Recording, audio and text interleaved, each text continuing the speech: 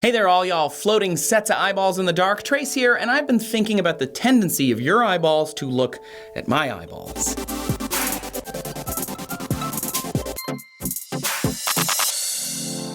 Hey, thanks so much for stopping by Uno Dose of Trace. As you can see, I am not at home right now because I'm recording this while I'm at VidCon. That's why I have all these bracelets. Next week, I'm at a wedding, so much to do in the summer. Please click the little subscribe button and the bell next to it so you won't miss the next video, because I really want to grow the channel and I can't do it without you. Eye contact is an indicator of someone's connection with you. If you're across the room and someone makes eye contact with you, you're communicating.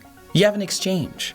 Maybe even feel something. Here in the United States, humans are expected to make eye contact when they interact. And in fact, according to the Australian and Canadian cultural atlases, Americans maintain eye contact because it, quote, demonstrates warmth, openness, honesty, and approachability, and it denotes interest and understanding, which is true, it seems like. Eye contact is sort of like an economic resource. It's limited, so when you spend a lot of it in a very short amount of time, it can feel pretty powerful. Imagine I'm actually in the room with you right now. We're hanging out, we're talking, we're laughing, we're enjoying each other's company, and then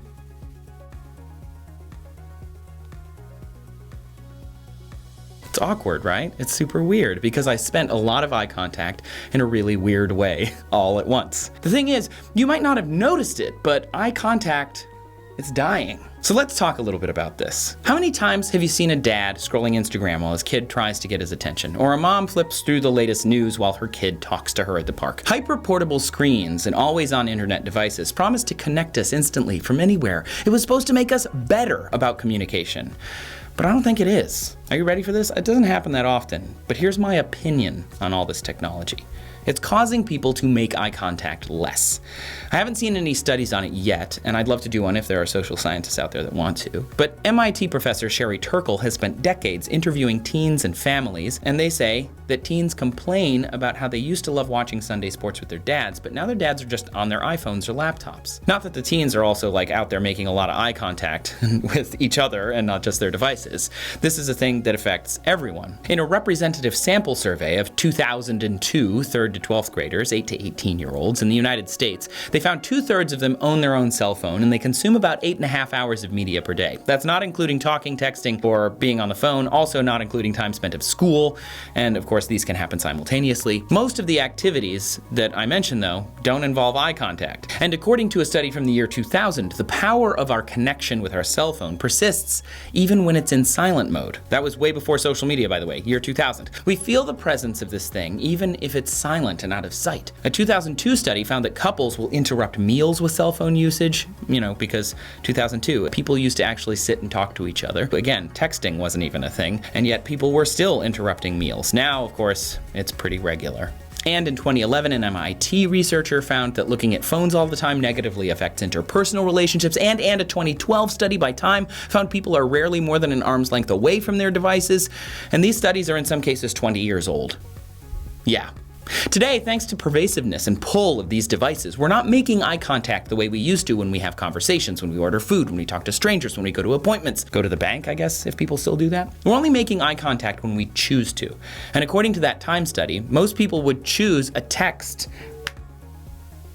And according to that same Time study, most people would rather choose to text than actually speaking toward another human's face. According to quantified communications, adults make eye contact 30 to 60% of the time in an average conversation. 30% is very low. That means for every 5 seconds of eye contact, you're looking away from them for 10 seconds. To make emotional connections, the same company's data says you should make eye contact 60% of the time, although not for more than 10 seconds unless you want to be a creeper. So if you accept my premise that eye contact is going away, what does it matter? Firstly, and most importantly, we only have 24 hours in a day, and if we're spending 8 sleeping and 8 to 10 on our phones, what's left for real conversation? For eye contact.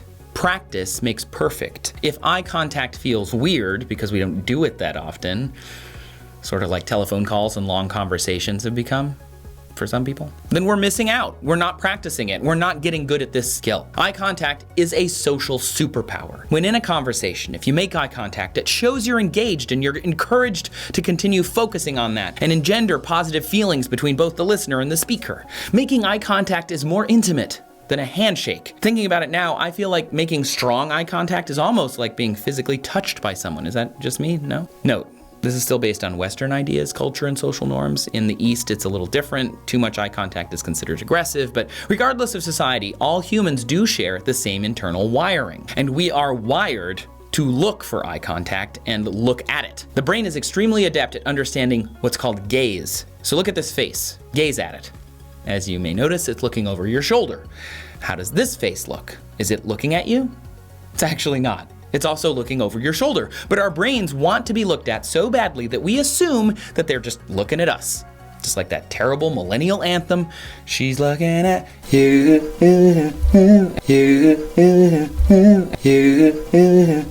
Oh God, I hate that. Even still, gaze is only a small part of human nonverbal communication. No matter what you say or how you say it, your body and your eyes are telling you more than words. So for example, if I say, I love you, or I love you, did those feel the same? Because it's literally the same audio, I duplicated it. Nonverbal communication is a huge part of human interaction. It's not 93%, that's actually a debunked number, but it's a lot. Body language isn't only how we stand or how we place our arms, it's also our eyes, where we're choosing to look when we're talking to someone. Someone's eyes can tell you how they feel, what they think, where they're going, what they're actually interested in, and if they're happy, afraid, excited, or stressed. Eye contact is so powerful that sometimes people who close their eyes when they're thinking of what they want to say are perceived as not understanding the conversation at hand or being disorganized with their thoughts, when in reality, they might not even know that their eyes are closed while they're thinking of what they're supposed to be saying. Perception is extremely powerful, and our brains are wired to look for it all the time. So take your hand, place it beside your face, just at like the edge of your vision.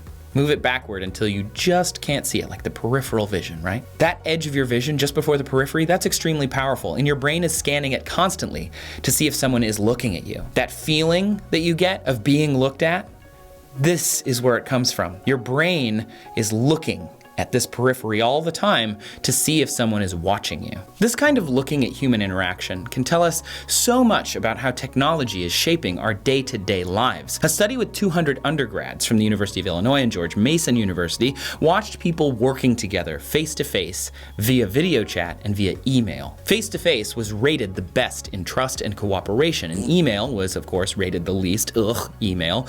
But we're watching more online video today than ever, and while we feel like we're connected to the person on the other end of the screen, it's simulating face-to-face, we aren't.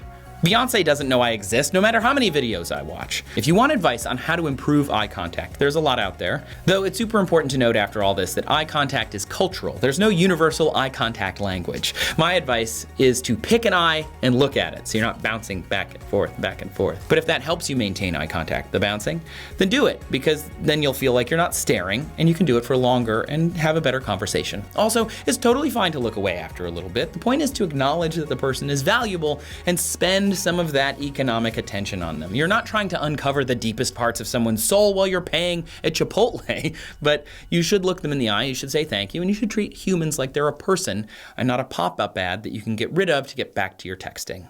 When you look at your phone, you're probably spending your eye contact on social media. Here's a better thing to spend your attention on: CuriosityStream. CuriosityStream has over 2,400 documentaries, short and long. They're my favorite place to look for interesting, thoughtful documentaries about science and history, the environment, technology, society, and a bunch of other stuff. It was started by the founder of Discovery Channel, so he kind of knows what he's doing. There's a really cool documentary series called Catalyst, and one episode is about what Facebook knows about you. Don't you want to know that stuff? All you have to do to get unlimited access to CuriosityStream is go to curiositystream.com/trace and use the promo code TRACE. It's easy, you get 1 month for free, and after that, it only costs $2.99 a month, plus it directly supports the making of more Una Dos of Trace when you do it, so thanks.